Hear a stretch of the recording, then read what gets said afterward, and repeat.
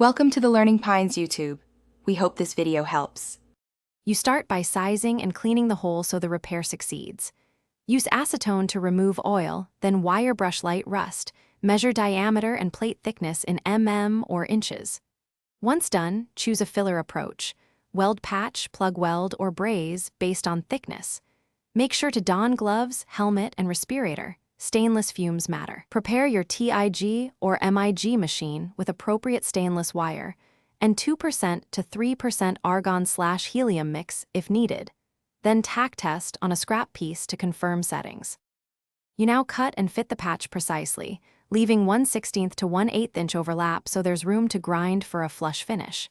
If the plate is thicker than 3 mm, bevel edges to ensure penetration. Clamp the patch tightly, then tack weld at 4 quadrants to secure it. Once tacked, fill by welding short beads and alternating sides to distribute heat evenly. This prevents distortion. Make sure your travel speed and amperage match the plate thickness so the weld blends into base metal. You finish by grinding the weld smooth, starting with 36 grit then moving to 80 grit to match surrounding texture. Work in the same grain direction and pause to avoid overheating. Once shaped, clean and passivate with a nitric or citric acid solution to restore corrosion resistance, then polish to match the original sheen. Inspect carefully for porosity or incomplete fusion. If you find small voids, re-weld and repeat finishing steps.